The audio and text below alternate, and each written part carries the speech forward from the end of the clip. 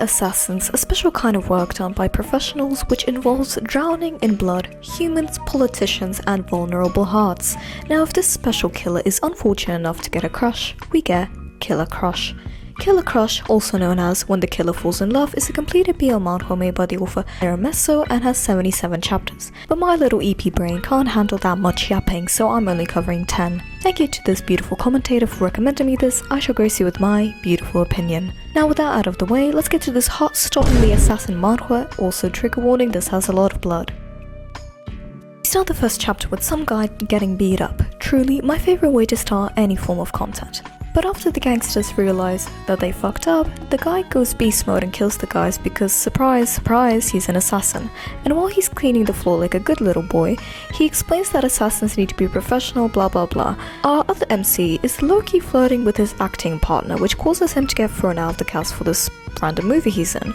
While he's sobbing in his friend's car, the assassin just spawns in front of the window, and our actor, absolutely flummoxed by this man's natural alpha wolf essence, decides to follow him into a convenience store he works at. Why does he work there? Because there's no better way to train with bearing with other people's emotions than working in the service industry. Anyway, drunk guy comes in and he's all bitchy because he can't get a half-price drink, but actor MC saves the day and pays for him, accidentally also raising up our assassin. Ro is head over heels. He is absolutely slapped silly with infatuation to the point where he spills wine and fucks up his assassination attempts 3 times. After eating his emotions away and some slight banter with his co-worker, the three assassins sit down to try and find out what is wrong with Jew Taemin. After explaining that his heart has been pierced with the arrow of pretty eyes and face, the trio looks at the TV and after explaining his appearance, all collectively find out that he's an actor, one that only stars in rom-coms. Thorn co-worker is getting a big kick out of it when their boss cuts them off and explains to Ju that it's important that killers don't fall in love, otherwise they die themselves. A beautiful biology lesson, we transition into our act MC edgingly flirting with Ju, smiling and giving him gifts, and Ju's heart can't take any of it. One day he accidentally spills his name, the other when he gets off and on of work. On the rest, we don't know, but the blonde co-worker, Seoho, really gets on Ju's nerves with this, right after letting all his anger out on a boxing person thing. Seeing Ju struggle, Seoho suggests that he helps him get over the actor. Our actor MC, who I still don't know the name of, is having some trouble trying to catch Ju's serious assassin expressions because he's always smiling, so he decides to use a different tactic. Lucky for him, while he was talking to his friend about a parody of The Godfather, his mysterious interest, and what he shouldn't do so the press doesn't get on his ass, his friend suggested the two take a hike to a cemetery, and Kang Dae-hyuk sees this as a wonderful opportunity. Out of nowhere, he sees the actor he worked with earlier, and in a way to unintentionally seduce him, he gives him his favorite type of candy and compliments him, and suddenly the actor is no better than a hopeless romantic middle school girl. Anyway, back to our lovely little killer. He's tied up in a bath. Seoho comes up with a genius idea. Hurt and make Ju nauseous while looking at Kang to make him associate Kang with pain and discomfort, and apparently this has worked for 19 people. Turning on the TV, Ju immediately gets injected and almost hit to death, which makes him lock in. Remember those guys Ju killed at the beginning? Well, yeah, the boss eats soup at their funeral and gets really mad when his helpers can't find Ju, until another guard remembers a similar situation but to a different gang, and they now leave with the lead. Seoho is huffing and puffing, tired beyond the average human's imagination, and yet Ju is covered in blood. He still looks at the TV. So Seoho's plan works, until it doesn't. While Ju's learn how to wear a poker face, his heart still jumps up and down at the mere mention of Kang, so he decides to fix this problem himself. How? By trying his fucking hardest to find something bad about Kang and make that his motivation to hate them. And with that, he becomes a helper on the set of Kang's acting on. He sees his half-naked body and almost starts drooling. He sees co-workers complain about him, but it's only about his cringy jokes. To put it short, his plan isn't really working. Kang is nice to co-workers, he's comfortable around other people, he's practically perfect. In Kang's changing room, Ju questions if this guy even has any flaws, when the man, the myth, the legend, Kang walks in. Nowhere to run, Ju hides in the changing room. When even further left nowhere to run, Ju hides behind the mirror. Kang begins changing in front of the mirror, and Ju's beating heart almost powers over his own thinking, but as the professional that he is, he comes up with a plan to knock out both Kang and his manager. And he begins to do it when Kang suddenly confesses that he spent so much time at the convenience store because he wants to see Ju. So Ju hides behind the mirror again. But Lord Lamau, he must really suck now because he got caught. Sure, he was misunderstood as a creepy stan, but he got caught nonetheless, and he's beating himself up for it. Back at the convenience store, Ju can't calm down. How do we fix that? That's right, aggressively mop floors, and it helps him. Until the gang boss walks in. Gang boss asks for camera footage from 11 days ago, conveniently the same day when Ju killed his workers. Ju acts dumb and doesn't believe anything this man shows him, telling the boss that he can't do anything as a part-time worker, which pisses the boss off. They both rush to pick up everything and the gang boss just continues to pester him, and maybe after around 100 forehead pokes, Ju breaks character.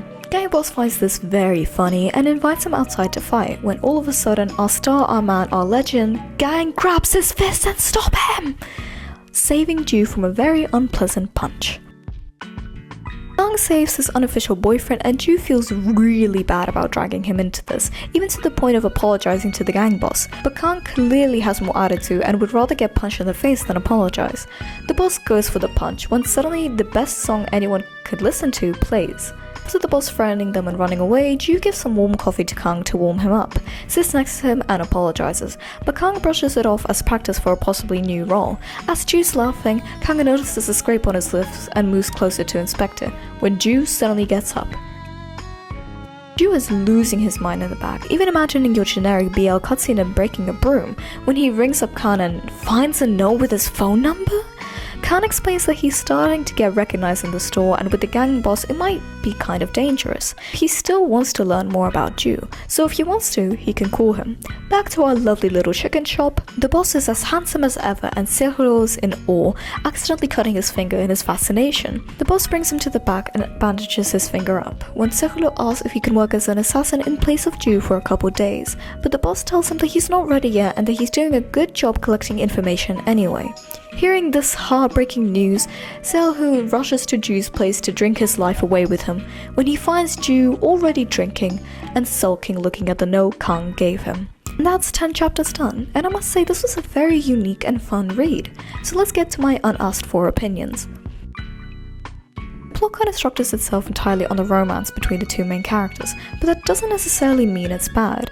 Seeing the two fight and try their fucking hardest for their goals, Ju's being an unshakable assassin again despite being head over heels for Hang, and Kang trying to learn Ju's terrifying seemingly personality for his career, is refreshing and engaging to watch. Especially in manhwa tropes like assassins, mafia and others, seeing the main big scary assassin lose himself over a silly crush and the entire story not being about murders, rape and other shitty things that people do, and just about a silly guy having fun with another silly guy and his silly co-workers trying to help him get out of it, is extremely fun to read. So far, the story for me is funny, engaging, and almost perfect. It balances the humor, the anticipation, the romance parts of the story without being too overly pushy about it. First 10 chapters are gold. Let's just hope it keeps going like that. Look, he's just a silly guy. A scary assassin, sure, but just a silly guy. Under his work and menacing persona, he seems to be just a guy who, with the right company, enjoys himself and is kind. He still cares about his work, a lot, even after being balls deep into love and tries to get back into his work personality, which is very admirable. Him protecting and caring for Kang purely on instinct is cute and a nice contradiction to his regular attitude too. His conversations with co-workers are fun as well. Like he's willing to get tortured by the most annoying motherfucker he knows simply to get over Kang and still fails to do so. He's just a silly guy, you can't blame him. I like him, even relate to him in some ways. He's nice to everyone, protects the people he cares for, and even puts up boundaries for himself. All which may seem like the bare minimum, but honestly nowadays it's quite rare to find all features. Either way, he's a well-made character and tries his hardest to prove assumptions about him wrong. One thing that does tick me off though is that he's not actually interested in Ju. He's really only hanging around him to learn his expressions for an acting role, which is fair and reasonable enough, sure, but he's not even really seeing him as a friend, more like a lab rat to observe and copy. Again, I'm not saying that that's wrong or that it'll be like this for the rest of the manhwa. We can already see him slowly falling for him. It's just one thing that stood out to me. Either way, I still find him a good character. What can I say? It's really good. The romance is not forced on the characters and it's not pushed onto the reader. It's like a cute slice of life BL with just a touch of assassination. But who doesn't love that? It's cute to see Ju literally try every way he can to get over Kang and still fail, which definitely means that they're soulmates for real. Sure, you can say that Ju can be overdramatic at times, but the guy is in love for the first time, is driving him crazy and he can't do anything to stop him. Can you blame him? No. Kang, on the other hand, maybe all the rom-coms made him immune to love, but like I said earlier, it's a bit of a shame not seeing him reciprocate their feelings to Ju. But since they're already developing, I'm sure they'll only go even further. Anyway, great story, great character, great romance, 10 out of 10 on the T scale. I recommend go read it.